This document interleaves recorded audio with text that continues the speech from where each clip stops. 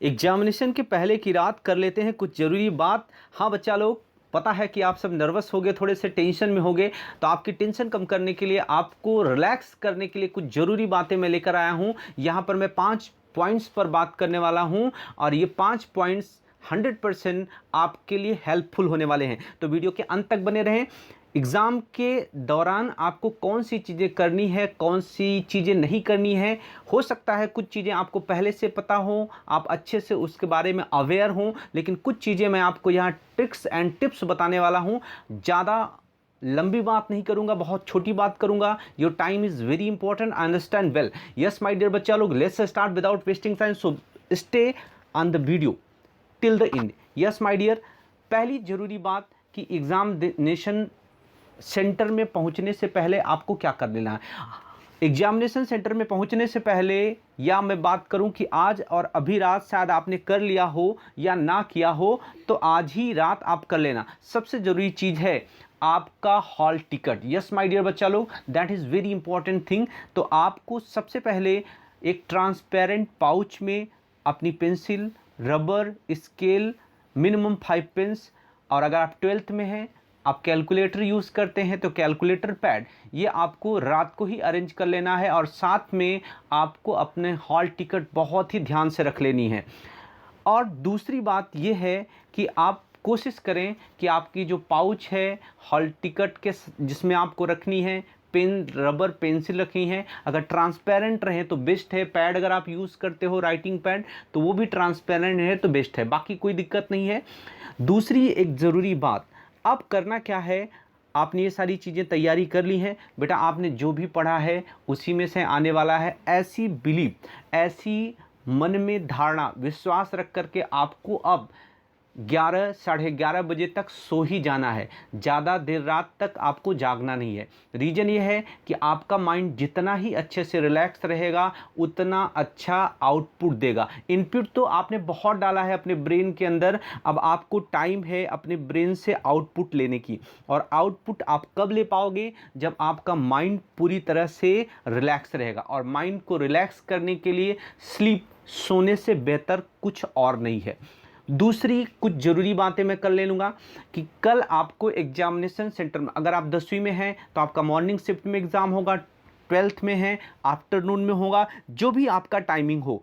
Examination centre पर आपको before 1 our, exam शुरू होने के 1 घंटे पहले पहुंच जाना है। आप जानना चाहोगे कि 1 घंटे पहले क्यों पहुंचना है? क्योंकि बेटा जैसे ही आप 1 घंटे पहले एग्जामिनेशन सेंटर में पहुंच जाओगे, you will see more people, more students like you. आप अपने जैसे बहुत से विद्यार्थियों को वहां पर देखोगे। ये साइकोलॉजिकल इफेक्ट देगा आपके माइंड को। आपको जरूर फील होगा कि you are not the only one who is going to give the exam. आप अकेले नहीं हो, इकलौते नहीं हो जो परीक्षा देने जा रहे हो। बहुत सारे आपके जैसे, आपके फ्रेंड्स, आपके जैसे स्टूडेंट्स वहाँ एग्ज़ाम देने जा रहे हो। यू फील रिलैक्स, 100% आपको रिलैक्स महसूस होगा। दोस्तों एक और ज़रूरी बात कि जब एग्जामिनेशन सेंटर पर आप पहुंच जाएं, बहुत सारे बच्चे एग्जामिनेशन गेट के बाहर तक पढ़ते रहते हैं, ये बिल्कुल भी ना करें। एग्ज़ाम के 1 घंटे पहले पढ़ाई बंद कर दें। आपने जितना पढ़ा है अपने माइंड को रिलैक्स करें, अपने ब्रेन का जो स्टोर हाउस है उसको सेफ रखें। अब दूसरी बात है कि जैसे एग्जामिनेशन सेंटर पहुंचते हो, you start talking to your friends, अपने दोस्तों से बात करने लगते हो, और ड्यूरिंग टॉकिंग किसी क्वेश्चन पे चर्चा करने लगते हो। यार ये क्वेश्चन तुमने पढ़ा है कि नहीं पढ़ा है, इंपॉर्टेंट था, ऐसा था वैसा था। और मान लो तुमने पढ़ा यार, सामने वाले ने नहीं पढ़ा, यू फील नर्वस। कहीं ना कहीं आपका स्ट्रेस टेंशन बढ़ जाता है। क्यों बढ़ जाता है? आपके दिमाग में होता है कहीं यार यही सवाल आ गया, यही क्वेश्चन आ गया तो मैं क्या करूंगा। So please don't talk about the question कि क्या आपने प्रिपेयर किया, क्या नहीं किया। कोई फ़र्क नहीं पड़ता है आपने क्या किया, क्या नहीं किया। आप ऐसी बिलीफ रखें, अपने आप में ऐसा विश्वास रखें कि जो हमने पढ़ा है बहुत पढ़ा है और उसमें से ही सब कुछ आने वाला है। और ऐसा करोगे तो 100% you feel relax. Next and important talk कि बेटा इस एग्जामिनेशन जाने से पहले आपको ध्यान रखना है, अगर आप मॉर्निंग शिफ्ट में 10th में एग्जामिनेशन देने जा रहे हैं, आफ्टरनून में हैं, 12th में एग्जामिनेशन देने जा रहे हैं, कोई भी टाइम में हो, आप ब्रेकफास्ट करके ज़रूर जाएंगे। कुछ हल्का फुल्का ही सही, क्योंकि बहुत बार मैंने देखा है स्टूडेंट्स को नहीं खाते हैं, स्ट्रेस होता है, नेचुरल है। लेकिन अगर आप खा पी के जाओगे, क्योंकि आपको 3 आवर्स वहाँ पर बैठकर लिखना है, अपने ब्रेन को चलाना है, यूनिट बेटा एनर्जी, आपको एनर्जी की ज़रूरत है। जूस, चाय, कॉफ़ी, बिस्किट ब्रेकफास्ट, दोपहर में कुछ हल्का फुल्का लंच, ज़्यादा ना खाएं, जो भी है आप खा पी के ही जाएं। कुछ न कुछ आपके बॉडी के अंदर एनर्जी के लिए कंपल्सरी है, ज़रूरी है। और आप जब 1 घंटे पहले एग्जामिनेशन सेंटर पे पहुंच जाते हैं और वहां पर सबको देखेंगे, यू फील रिलैक्स, क्योंकि जैसे ही लेट होता है, अगर आप लेट से पहुंच गए, ज़्यादातर बच्चे क्लासरूम में इंटर कर गए हैं और आप जैसे ही बाहर जाओगे तो आपको नर्वसनेस होना स्वाभाविक है, नेचुरल है।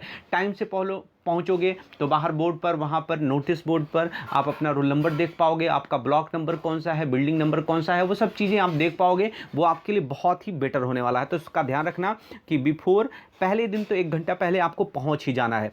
दूसरी बात है कि भाई देखो, आपको अपने आप पर विश्वास रखना है, बिलीव रखना है कि आपने जो पढ़ा है उसी में से आने वाला है और आपका पेपर बहुत अच्छा जाने वाला है। एक ज़रूरी बात है कि मान लो आप एग्जामिनेशन हॉल में पहुंच गए, अपनी क्लास में बैठ गए हो और वहां पर आपको पेपर मिला, और पेपर जैसे ही आप रीड कर रहे हो, आपको कुछ क्वेश्चन ज़्यादा टफ दिख रहे हैं, आप नर्वस फील करने लगते हो, आपको ऐसा लगने लगता है यार मेरे को तो कुछ आएगा नहीं, इसमें एक भी क्वेश्चन मुझे नहीं आ रहा। ऐसा नहीं है, क्वेश्चंस वही रहते हैं, समटाइम्स को थोड़ा सा घुमाया रहता है, टर्न किया रहता है। तो आप रिलैक्स होकर के क्वेश्चन पेपर को 1 और 2 और 3 और 4 और 5 टाइम्स पढ़ डालें, क्योंकि जैसे ही आप धीरे धीरे क्वेश्चंस को पढ़ेंगे 100% डेफिनेटली आपको पकड़ में आएगा कि ये क्वेश्चंस आप आते हैं। और तीसरी ज़रूरी बात ये है कि जब आप जो ABCD जो भी सेक्शन है, जिस सेक्शन के क्वेश्चंस आपको सबसे ज़्यादा संख्या में आ रहे हैं, आप उसी सेक्शन से स्टार्ट करें, क्योंकि उसका बेनिफिट, आप भले वो सेक्शन D हो कि E हो कि F हो कि A हो कि B हो, CD, कोई भी सेक्शन हो, उस सेक्शन से स्टार्ट करोगे जिसमें मैक्सिमम क्वेश्चंस आपको आ रहे हैं, उनके आंसर्स आपको पता हैं।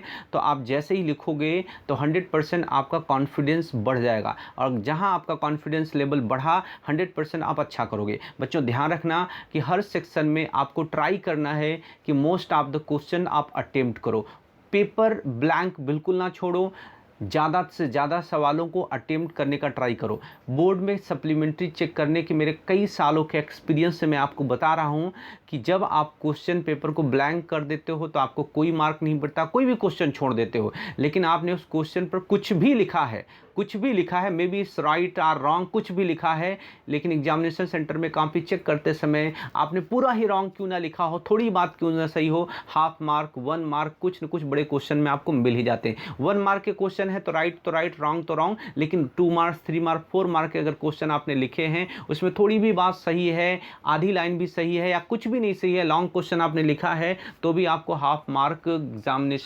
एग्जामिनर दे ही देता है। तो ये आपके पास होने के लिए और आपके अच्छे मार्क्स दोनों के लाने के लिए बहुत इंपॉर्टेंट होता है।